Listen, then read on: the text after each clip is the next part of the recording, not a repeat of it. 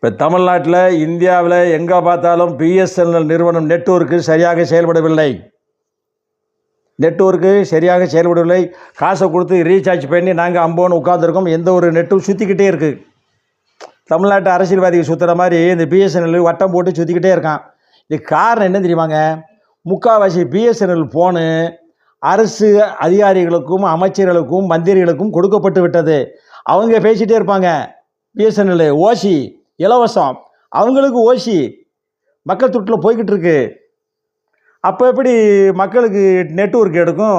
இந்த பிஎஸ்என்எல் நிறுவனமே நஷ்டப்படுறதுக்கு காரணம் யாருங்கிறதுங்க?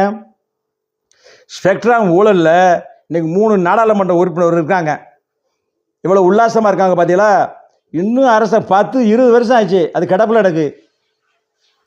இதுக்கு யாராவது உடனே தீர்ப்பு சொல்கிறாங்களா? நீதிமன்றம் சும்மா எவனோ ஒருத்தவங்க அவசர வழக்குன்னு கொடுத்தா உடனே தீர்ப்பு சொல்லிட வேண்டியது. இது கிடப்பில் கிடக்குல்ல. இவங்களாம் திகார் ஜெயிலில் இருக்க வேண்டியவங்களாம் இன்றைக்கி நாடாளுமன்றத்தில் இன்றைக்கி பேசிக்கிட்டு இருக்கிறாங்க.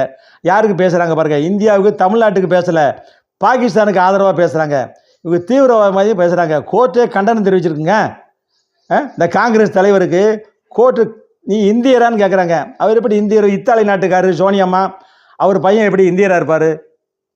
இப்படி தான் இருக்காங்க. ரெட்டை குடும்பம் வாங்கிக்கிட்டு உரிமையாக இருக்காங்க இந்த ஊரில், இந்தியாவில்.